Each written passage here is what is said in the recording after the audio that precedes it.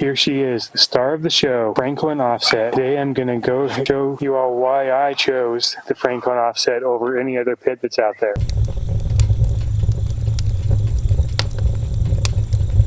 So today I'm going to show you guys the reasons why I bought a Franklin offset smoker. The purpose of this video isn't to try to convince anybody to buy a Franklin offset or really to buy any offsetting. Really, it's just a response to some people who have wanted me to go back and really show why I chose a Franklin over other pits. You know, what about the Franklin that made me want to buy it? So that's what I'm going to be showing today. Again, not trying to convince anybody that it's the way to go. Answering some of those questions and addressing what people want to know, why I chose it, and maybe it can help them to, one, decide if this is right for them, or maybe it's not right for them and they should look someplace else. For me, Franklin, when I ordered it, it was quite a while ago. About a 2-year wait for me to be able to get it. When I chose to order it, there really weren't any YouTube videos out there that showed it. Not a lot of people had it yet. Really, it was Aaron Franklin's masterclass videos. That's where I found it. That's when I first found out about this pit, just watching Aaron Franklin, watching his videos, saw his pit, so I'm using it.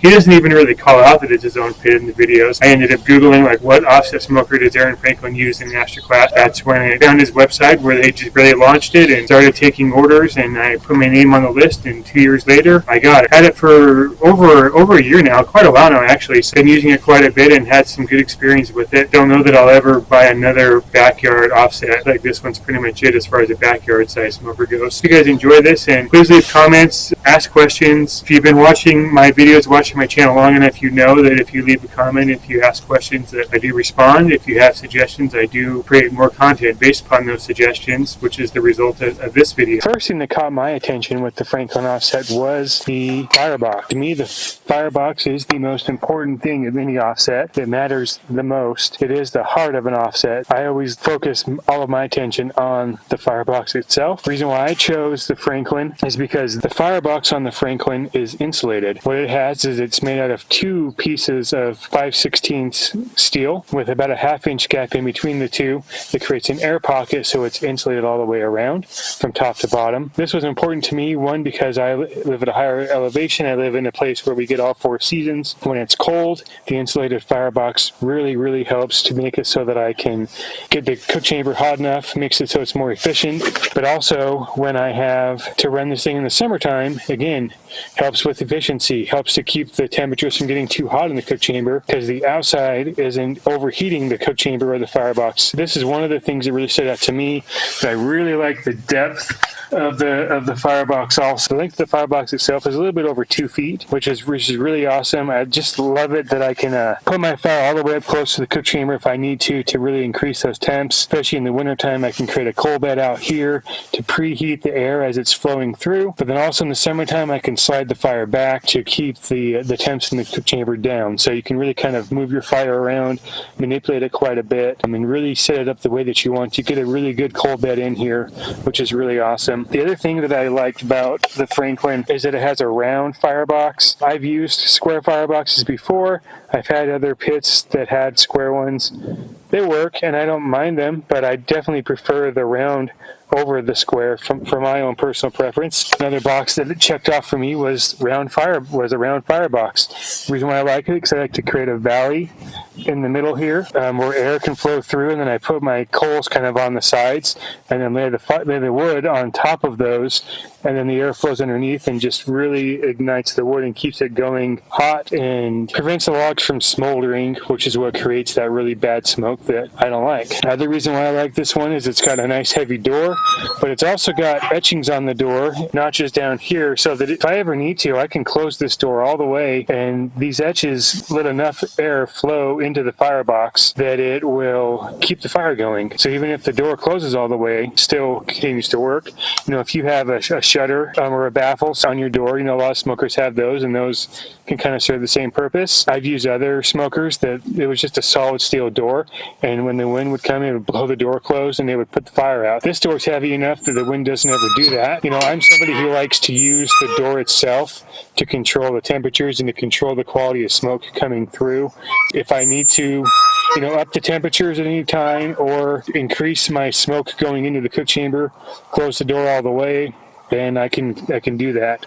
Or I can just kind of crack it like this, go all the way open. Whatever I'm trying to accomplish, I can do that with this door. The summation of the firebox itself. So the other thing that I really liked was the chimney, the length of the chimney.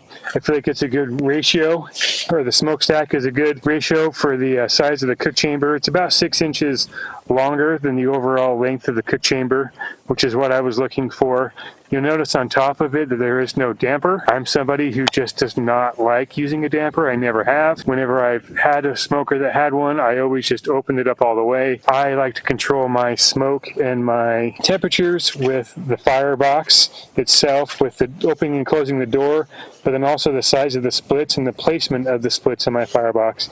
That's what I like to use. I don't like to use dampers. If you like to use a damper, then maybe the Franklin isn't for you, or if you did get it, just get a piece of metal that you put on top of there to kind of regulate that if you like using a damper. The other reason why I got it is because of the collector.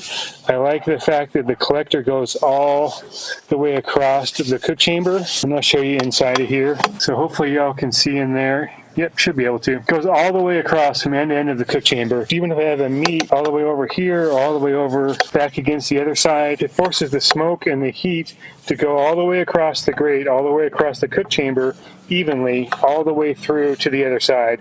I've had some others that like the collector will cut off like here and here, or I've even had some where it's literally just a hole that comes out the side, right, and just kind of goes up. And when you do that, you funnel the air, and it makes it so it doesn't go all the way across the cook chamber, all the way through on both sides. And you end up with some unbalanced cooking, but you also end up with some unbalanced bark as well. I really liked having a shelf here and a deflector. And I like the way that this deflector is put here. Helps to keep the heat from going just straight up. First of all, it kind of helps to keep it lower, helps to keep the smoke lower, but also it's got a tray and a spot for a water pan, which is really important for me because I do not live in a humid climate. It's very dry here, very dry air, so I have to have a water pan. It helps to keep the food in here moist and from drying out too quickly, and keeps the moisture in the air, which also helps your meat to not go into the stall too quickly. It also helps it when it's in the stall to get out of the stall faster. Finally, the last things that really influenced my decision was the fact that the Franklin smoker is totally welded, and not only is it welded, but it's actually double welded. If you see here, these are double welds. These are not just single welded connection points. This is a double weld. I like the fact that they don't like grind them down or anything. I just think it looks kind of cool that they just leave it. All of its imperfections don't really spend a lot of time making it look pretty, which is what I like. I just like that nostalgia of it. And my father-in-law, when he saw this thing for the first time, immediately he just said, "This is exactly what it used to mean when something was made in America." I thought that's a pretty cool compliment. The cook chamber itself is made out of 1/4-inch steel. Good enough for me. It definitely influenced me in wanting to buy this thing.